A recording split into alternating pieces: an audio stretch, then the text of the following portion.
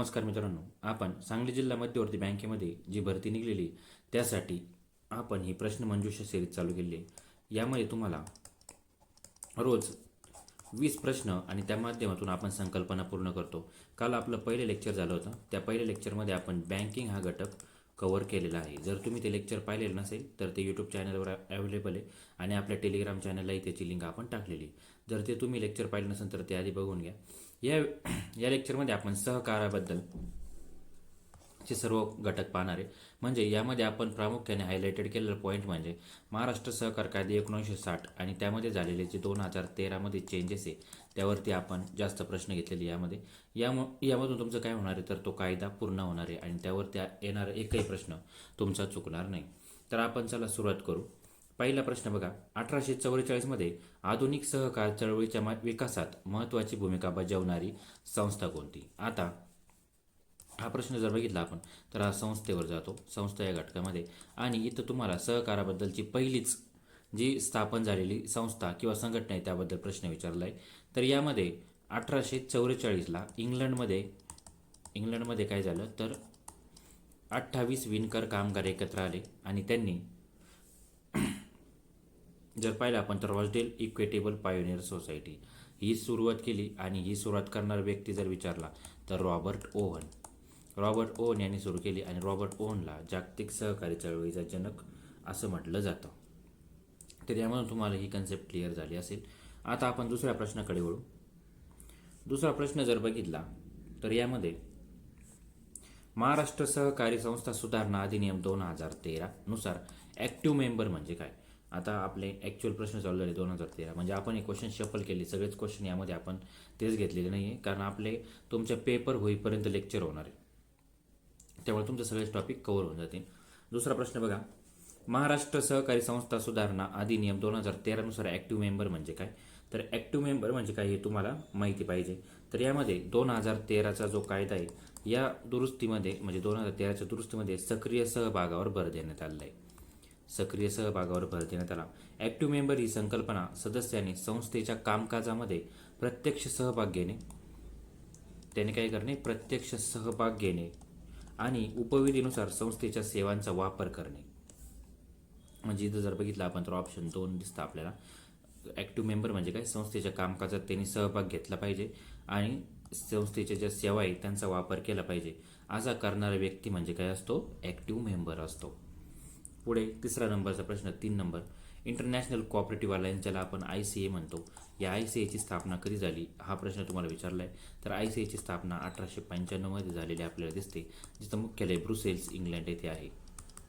मुख्यालय पण विचारेल तुम्हाला, तिचं मुख्यालय कुठे आहे? Brussels England. ही 1895मध्ये स्थापन झालेली दिसते.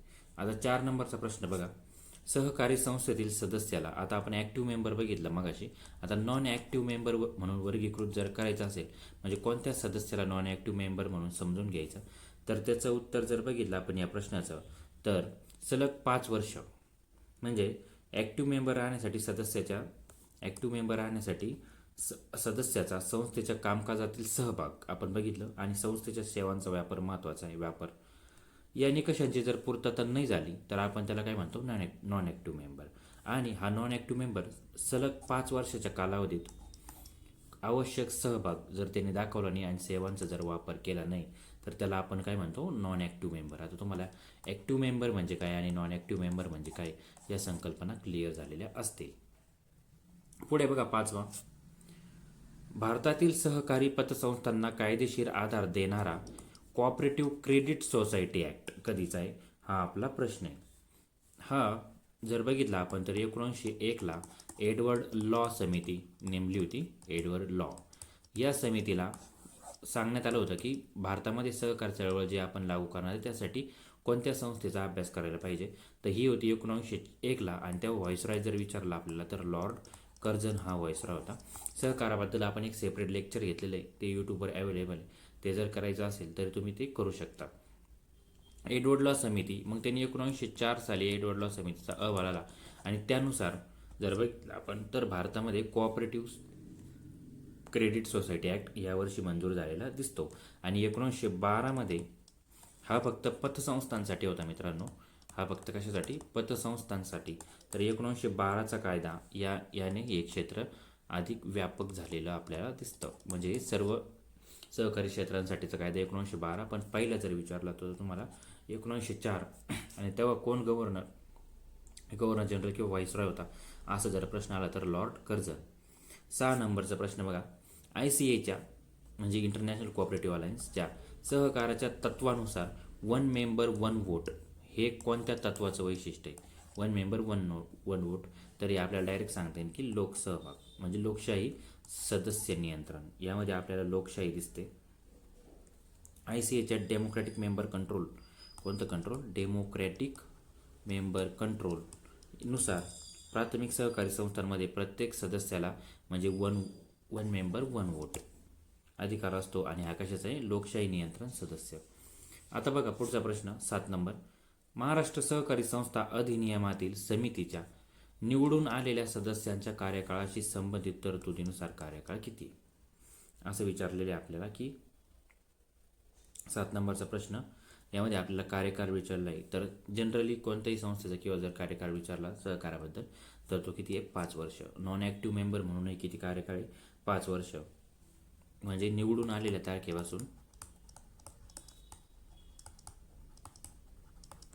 तारखेपासून किती असतो? 5 वर्ष.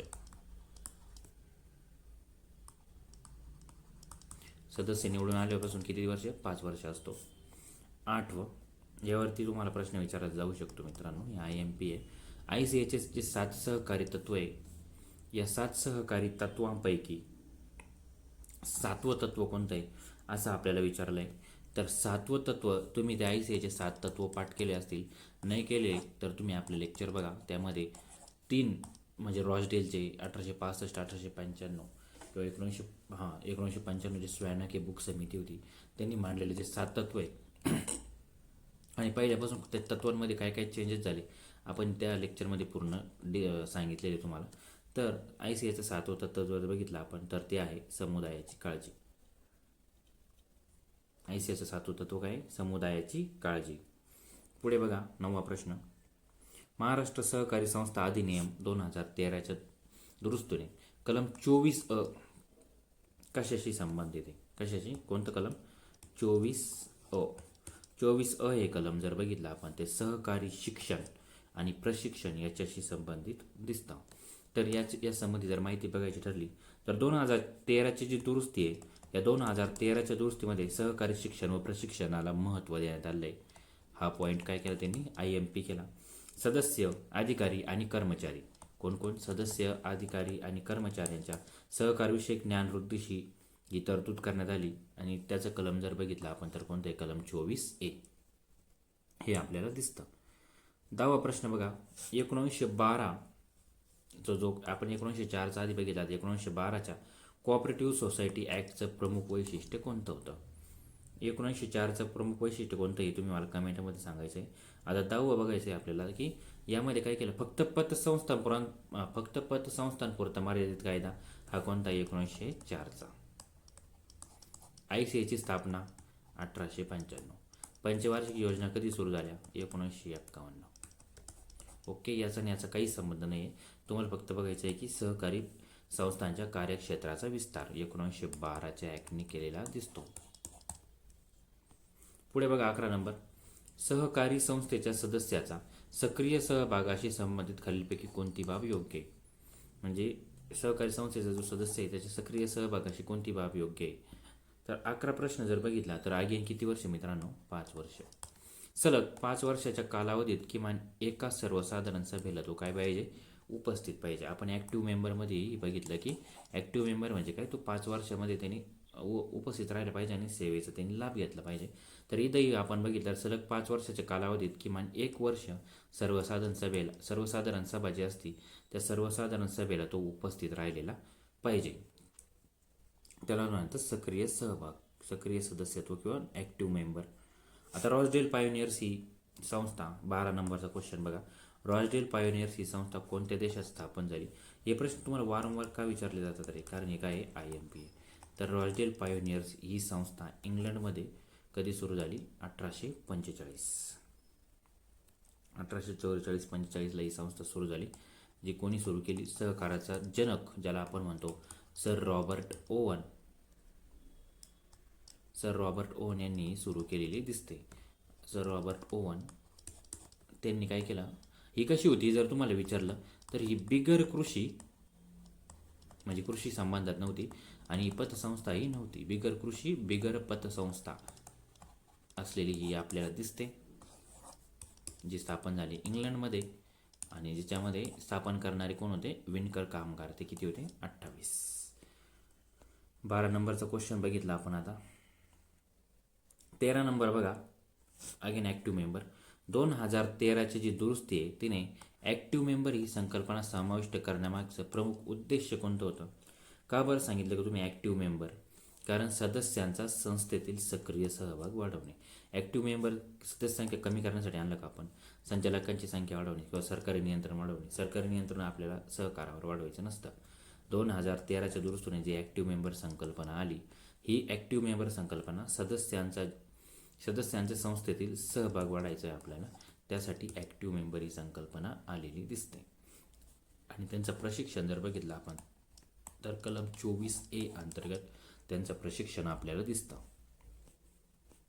14 नंबरचा क्वेश्चन बघा, आपल्याला विचारलं आहे की ICAच्या 1995मध्ये मी तुम्हाला आत्ता सांगितलं 1995मध्ये तत्त्वे स्वीकारली, जी किती तत्त्वे होती मित्रांनो? 7. त्यातलं 7वं तत्त्व आपण बघितलं. आणि कोणती समिती होती? स्वेन अके बुक समिती. समितीचं नावही लक्षात ठेवा, स्वेन अके बुक समिती. हे ICAच्या 1995मध्ये स्वीकारलेल्या सहकारी ओळख निवेदनानुसार सहकारी संस्थेचे नियंत्रण कोणत्या स्वरूपाचे असते? असा आपल्याला प्रश्न विचारला आहे. तर सहकारी संस्थेमध्ये आपण बघितलं तर 1 मेंबर 1 वोट असतं. म्हणजे हे कोणतं झालं मित्रांनो? लोकशाही तत्त्व झालं. लोकशाही तत्त्व झालं. केवळ सरकारचे नियंत्रण अजिबात नाही. भांडवलाच्या प्रमाणात नियंत्रण नाही. लोकशाही पद्धतीने सदस्यांचे नियंत्रण. हा ऑप्शन आपल्याला योग्य दिसतो. 14 नंबरचं उत्तर किती आहे? 3 नंबर. हे तुम्ही बघून घ्या, स्वेन अके बुक समिती वगैरे. नॉमिनल मेंबर संदर्भात खालीलपैकी कोणते विधान योग्य आहे? 15 नंबरचा क्वेश्चन बघतोय आपण. नॉमिनल मेंबर यामध्ये आपल्याला सांगितलंय. तर नॉमिनल मेंबर म्हणजे काय? त्याला सामान्य सदस्याचे सर्व अधिकार आणि विशेष अधिकार ज्याला मिळत नाही त्याला काय म्हणतात? Nominal member. नॉमिनल मेंबर हा जर बघितला आपण तर सामान्य सदस्यापेक्षा हा वेगळा असतो. त्याला सामान्य सदस्याचे सर्व अधिकार आणि विशेष अधिकार मिळत नाहीत. 15 नंबर. नॉमिनल मेंबरबद्दल तुम्ही समजला असेल तुम्हाला आता. 16 नंबर, जागतिक सहकार चळवळीचे प्रतिनिधित्व करणारी प्रमुख आंतरराष्ट्रीय संघटना कोणती? कोणती रे मित्रांनो? ICA. ICAची स्थापना 1895. मुख्यालय ब्रुसेल्स. ओके. पुढे 17 नंबरचा क्वेश्चन. आता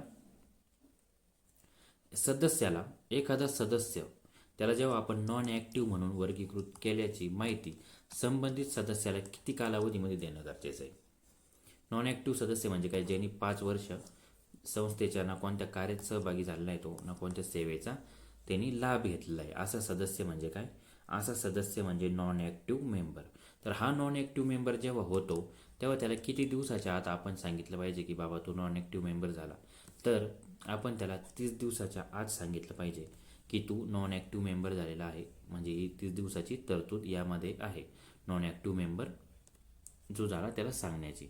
आता पुढचा प्रश्न आपण त्याच्यामध्येच कव्हर करू की जेव्हा ॲक्टिव्ह मेंबर किंवा नॉन ॲक्टिव्ह मेंबरच्या सदस्याच्या वर्गीकरणाबाबत जर आक्षेप असेल तर रजिस्ट्रारकडे अपील करण्यासाठी किती दिवसाचा कालावधी हे आपल्याला विचारलेलं आहे. तर यामध्ये जर बघितलं आपण तर रजिस्ट्रार तुम्हाला किती दिवसात सांगावं लागतं? 30 दिवसात तुम्हाला सांगावं लागतं की तुम्ही असे नॉन ॲक्टिव्ह मेंबर. आणि जर त्याच्यावर आक्षेप घ्यायचा असेल तर रजिस्ट्रारकडे तुम्हाला 60 दिवसाच्या आत सांगावे लागते. म्हणजे तुम्ही रजिस्ट्रारकडे किती दिवसात अपील करणं गरजेचं आहे? रजिस्ट्रारकडे तुम्ही 60 दिवसात अपील करणं गरजेचं आहे. पुढे बघा 18 नंबर, ICAने सुधारित स्टेटमेंट ऑन कोऑपरेटिव्ह आयडेंटिटी आणि 7 सहकारी तत्त्वे कोणत्या वर्षी स्वीकारली असं आपल्याला इथं विचारलं आहे. तर ICAने ही तत्त्वे कधी स्वीकारली मित्रांनो? 1995 साली. आणि 1995 साली ही 7 तत्त्वे स्वीकारली. तुम्हाला यामधून आता ते 7 तत्व कोणते, कोणती समिती वगैरे काय सगळं तुमचं कव्हर झालं असेल. 1995चे 7 तत्त्वे स्वॅनके बुक समिती आणि 7वं तत्व काय? समुदायाची काळजी. ओके. आता 20वा प्रश्नामध्ये आपण पेअर्स घेतलेला आहे. या जोडामध्ये हा तुम्हाला प्रश्न येतो. तर यामध्ये तुम्हाला कोणती जोडी योग्य जुळलेली आहे तुम्हाला सांगायचं आहे. आपण जर बघितलं रॉचडेल पायोनियर्स 1895 आहे का? रॉचडेल पायोनियर्स कधी मित्रांनो? 1845 44 1844-45ला रॉचडेल पायोनियर्स संस्था स्थापन झाली आहे. ICAची स्थापना कधी झाली? 1895. म्हणजे खालीवर केलेलं आहे आपल्याला इथे दिसतं. कोऑपरेटिव्ह सोसायटीज ॲक्ट 1912चा, तर हे बरोबर आहे.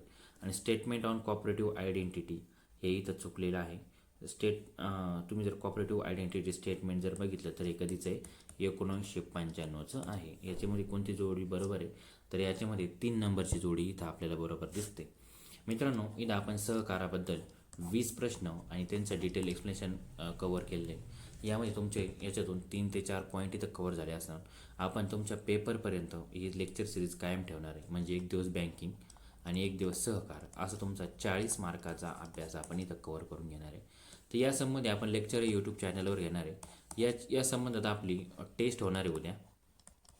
ही टेस्ट संबंधी माहिती मी सर्व टेलिग्राम चॅनलवर टाकली.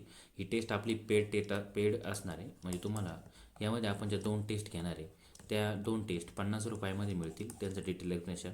हा सर्व दर्जा आपण IBPSनुसार घेतलेला आहे. जर तुम्हाला टेस्टला ॲडमिशन घ्यायचं असेल तर खाली टेलिग्राम चॅनलची लिंक दिली आहे. त्यामध्ये जो नंबर आहे त्यावरती तुम्ही काय करायचं आहे? टेस्ट ॲडमिशन म्हणून तुम्हाला मेसेज करायचं आहे. तुम्हाला ॲडमिशन दिलं जाईल. उद्या 12 वाजता आपली टेस्ट होणार आहे. धन्यवाद. उद्या आपलं लेक्चर होईल बँकिंग या विषयावर. आमच्यासोबत जोडलेले राहा. धन्यवाद.